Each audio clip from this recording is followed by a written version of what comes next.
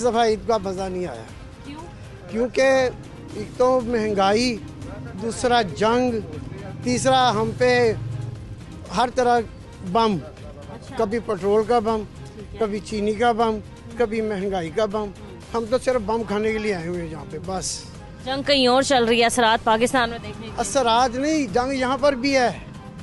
एक होता है असरात कि लो जी चंद एक चीज़ें बढ़ी हैं, नहीं, एक मेन चीज़ पेट्रोल बढ़ गई तो सब कुछ बढ़ गया। ट्रांसपोर्ट महंगी हो गई, सब खरीदो फरोख्त महंगी हो गई। बेटा सब कुछ बढ़ गया। इस तरह कि ट्रांसपोर्ट बढ़ गई जी, वो सामान लाना किराया बढ़ा दो जी, आगे सामान वाले को जी वो हमने बाहर से सामान मंगवाना बढ़ा दो जी।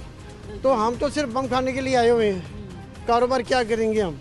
और आपने कहा कि ईद अब की बार इतनी अच्छी नहीं कोई अच्छी नहीं गुजरी भी, क्योंकि महंगाई इस तरह इतनी ज़्यादा थी कि किसी की भी पहुंच में सामान लेने के काबिल ही नहीं थे वो। पहले अगर कोई 10 किलो लेता था, अब 3 किलो क्या करना जी, गुजारा करना है जी। ज़रूरत की चीज़ ले लेनी। ये अंकल पहले जैसे लोग एक हफ्ता या महीने का राशन ले जाते थे, अब रोज़ाना की बुनियाद पर वो खाली अपनी ज़रूरत की चीज़ लेते हैं। बुनियाद पर भी इस तरह कि पहले तो चलो ये होता था ना, 1 किलो घी ले गए, अब जाएंगे कमा के लाएंगे तो फिर जनाब वो लेके जाएंगे। अफसोस से भी अफसोस। अब आपको क्या बताएं, आप मीडिया के लोग हैं, आप फिरते हैं, आपने भी देखा होगा कि खुशी चेहरे पे कोई नहीं, बिल्कुल खुशी कोई चेहरे। ईद के एक दिन पहले तक लोग हमें परेशान ही दिखाई दिए। लोगों ने यही कहा कि हमें कोई भी सहूलियात नहीं दी गई, ना ही रमज़ान में ना ही ईद के मौका पर। अंकल जैसे आपका करियाना स्टोर है, ज़ाहिर है यहाँ पर हर ज़रूरत की चीज़ें मौजूद हैं। आप बताएं रमज़ान के महीने में लोग कितने मजबूर आए आपके पास, जो आपको भी देख के लगा हो कि हालात बहुत बुरे हैं? तो मजबूर हर शख्स ही मजबूर आया है, क्योंकि पिछले रमज़ान में हमने राशन देने वाले काफ़ी लोग आए थे कि जी हमारे ये 50 पैक कर दे या 20 पैक कर दे।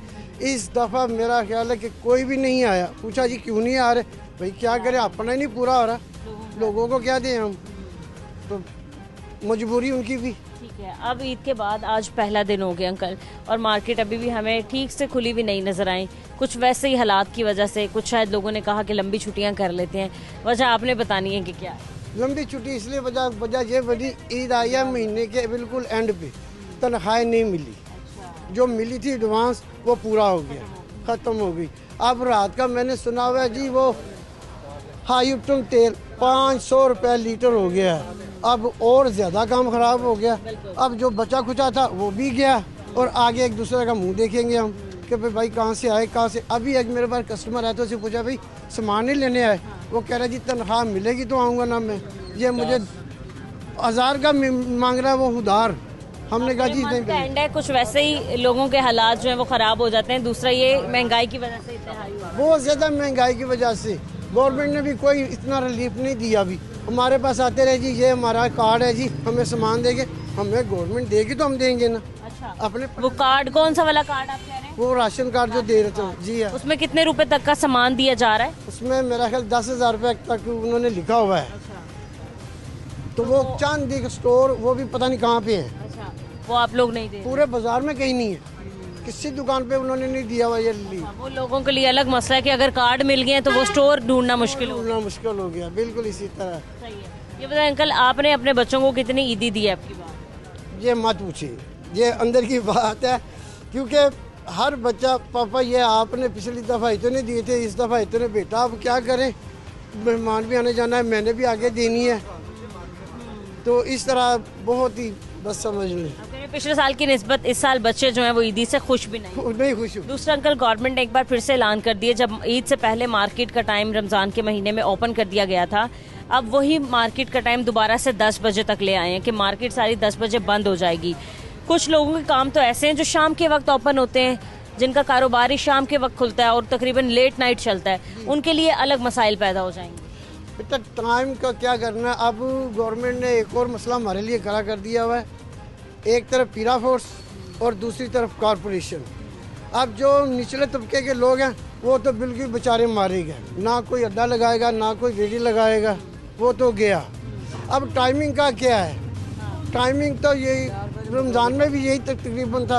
अब 10 बजे हो जाएंगे रमज़ान में, तो चलें फिर लेट नाइट तक दुकानें हमें खुली मिल जाएगा। टाइम जो है ना उसका फ़र्क पड़ेगा ये फूड स्ट्रीट वालों को, बड़े बड़े मॉलों को, हमें नहीं। हमारा यहाँ पे बाजार का काम है, यहाँ पे बाजार का कस्टमर। ज्यादा कब तक चलता है ये काम? करियाना 8 बजे तक, बस 8 बजे तक। वो तो खाने पीने का फूड का काम है, जो बस फास्ट फूड का जो काम है ना, उनको फर्क पड़ेगा। ओवरऑल आप कह रहे हैं कि महंगाई से काफी लोग जो हैं वो पीछे की तरफ आ गए। बहुत पीछे की तरफ, बहुत पीछे की तरफ। अल्लाह करे कोई ऐसा कोई सिलसिला हो तो वो हमारे वज़ीर आज़म साहब, हमारे वज़ीर आला साहब हमें यही तसल्ली देते हैं कि भाई हम मजबूर हैं, हम क्या करें जी, हमारे पास तेल नहीं जी, हमें तेल आलमी मंडी में ही ऐसा है। वो इस तरह कायल करते हैं कि कोई एहतजाज के लिए उठता ही नहीं, कहते नहीं जी। जब वो रोना शुरू कर देंगे तो फिर हमें भी रोना आएगा। तो अंकल आपको क्यों लगता है कि खाली एहतजाज ही रह गया है हम लोगों की बात मनवाने के लिए? बेटा हम गिरेबान तो नहीं पकड़ सकते, मजबूर हैं। ज़्यादा से ज़्यादा एहतजाज करेंगे, वो पकड़ के अंदर कर देंगे, हमें पीछे छुड़ाने वाला भी कोई नहीं आएगा। या तो हमारे वजीरों की और हमारे MPs MNAs जितनी भी हैं उन तक हमारे लोगों की रसाई बड़ी आसान हो, बड़ी ही है ना इजीली हो कि भाई कोई भी आए तो बात कर ले उनसे। इतने इतने तो प्रोटोकॉल्स आते हैं अंकल उनके साथ, कोई क्या ही अपनी बात आगे। ये माशाल्लाह आपने मेरे सवाल का जवाब खुद ही दे दिया। नहीं, आपने एहतजाज की बात की इसलिए मैंने बता दिया कि वाकई रसाई इतनी आसान है ही नहीं है, बिल्कुल नहीं है। बाकी उनके पास भी चले जाएंगे, वो कहेंगे जी हम कोई बात नहीं, हम करेंगे जी, हम देखते हैं जी, हम पूछते हैं जी, बस इतनी सी बात है। आपको वो क्या कहते हैं पंजाबी में, लॉलीपॉप दे देंगे, जाएं बेटा अब घर जाएं, बस यही। ठीक है अंकल, बहुत शुक्रिया आपका। अस्सलाम वालेकुम।